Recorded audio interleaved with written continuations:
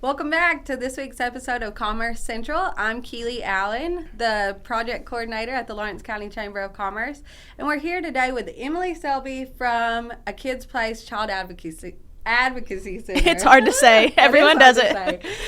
Emily, tell me about A Kid's Place. So, Kids Place is the Children's Advocacy Center. We serve the 22nd Judicial District here in Middle Tennessee. And so we are a child abuse prevention agency, and then we are also responders for children who have been victims of child abuse, providing them with forensic interviews, therapy services, and just other wraparound services for the families. So your title is a family advocate. What Yes. does that mean? So my role kind of falls into the wraparound services. So initially, I'm the one normally meeting with the caregivers when they first come to Kids Place for the very first time.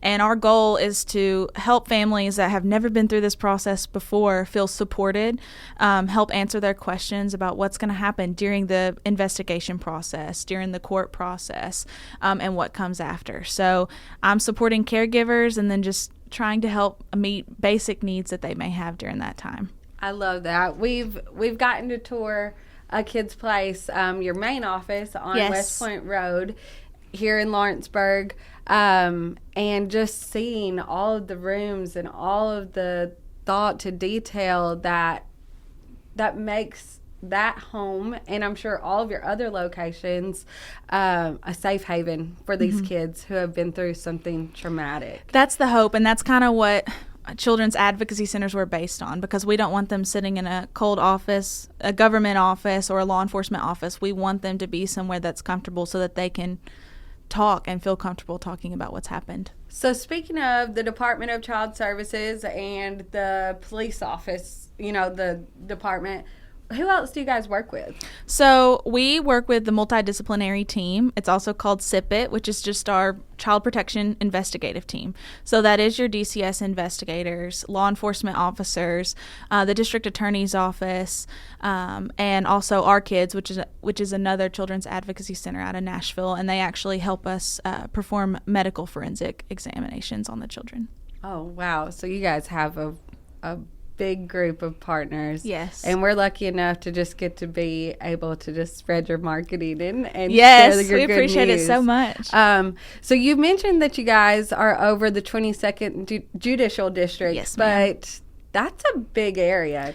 Yes. What all do you cover? So we cover 4 counties. So all the way up from Murray County, which is actually my home office, obviously Lawrenceburg, and then we're also in Wayne County and Giles County. Okay, yeah. We actually got to attend your ribbon cutting in Wayne County this week, and your little home office there is beautiful. So we're excited for you guys to have another set office that's yours in your space. And I know as you keep growing, you'll add those areas in Murray and Giles as well. But it's good to have places to work out of in those. Yes, communities. absolutely. And it's helpful to our families as well, because it hasn't always been that way where we've had satellite locations, and they don't have to travel as far when there's an office in their home county. So we're really blessed. We're so excited about our Wayne County location. So the mission, and I pulled this from your website, so I cheated a little bit, but the mission of A Kid's Place is to provide hope and healing to sexually and physically abused children and youth through a multidisciplinary approach. So that's what you've talked to us about. What are some of the job titles at A Kid's Place? I know you have therapist and then family advocate. You know more than me. No, you're on it. So we can't be a children's advocacy center without our forensic interviewers. And those are normally the professionals that children first come in contact with. The very first time they're normally coming to see us, they're there for that forensic interview. And our interviewers are amazing at what they do. And so that's a big role. And then we have family advocates. We do have our therapists. And I will take this time to mention that we are a nonprofit. So all of the services that we provide to families are completely free.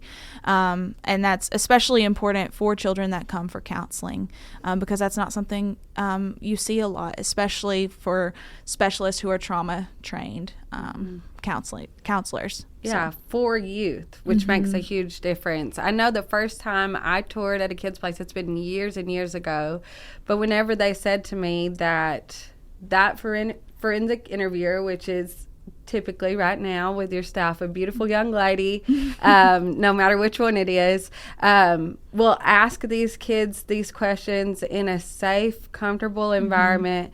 There's not a scary police officer. Right. There's not dogs roaming the hall that they might be scared of. There's not all of these scary people. There's one person who gives them a toy, right, and helps them feel comfortable. And that just, I'm pretty sure I cried in your office that day. Like, it was wonderful. So, and then as a family advocate, you get to give these families things that they might need to go through. What all do you guys need that you get to give to these families? So I have a checklist that I go through with every single family the first time I meet with them, and really it's from simple as, do you need a box of groceries? Do you need a gas card?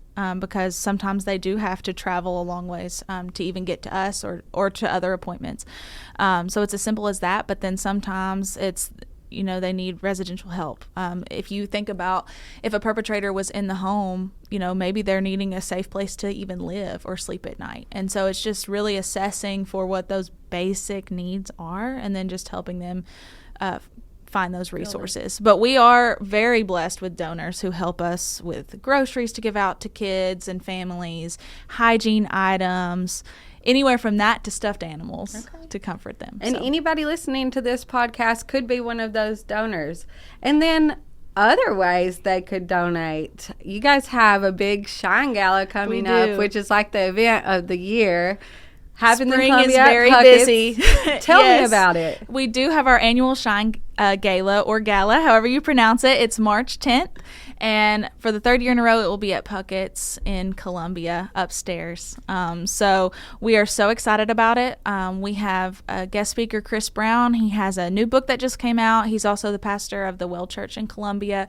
So we're excited to have him speak at our gala. And tickets are on our website if you want to buy one or a table. kpcac.org. So okay, awesome.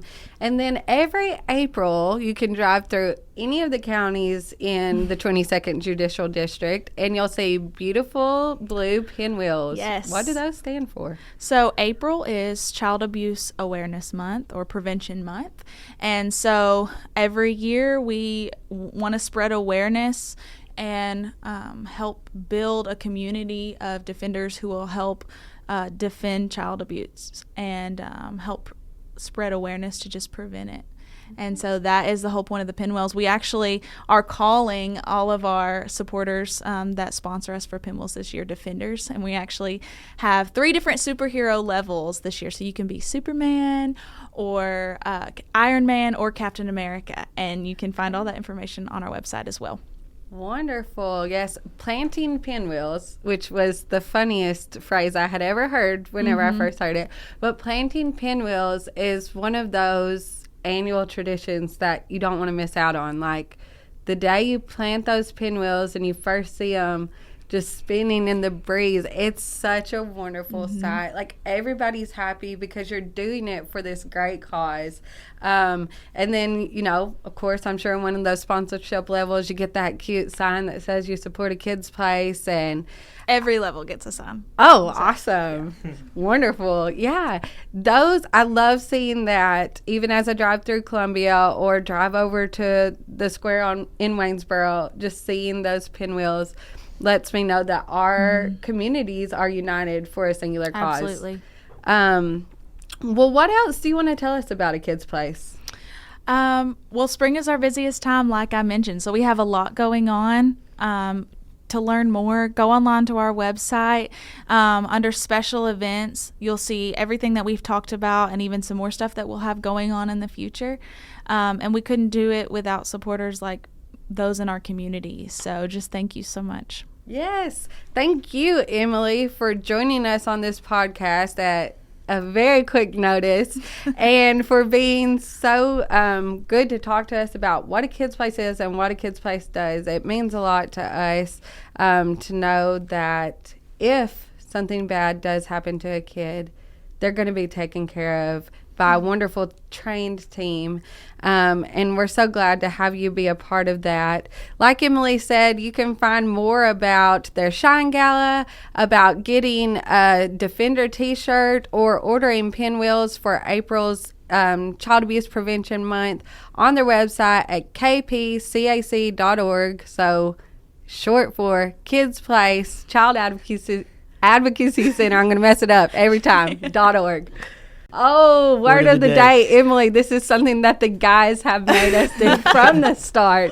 Well, this one's easy. I would say Defender, because of Child Abuse Prevention Month and how everyone needs to be a defender of child abuse. So if you want to become an official Kids Place Defender, then you can go online to our website. Yes. Awesome. Oh, that's the best word. Thank you, Emily.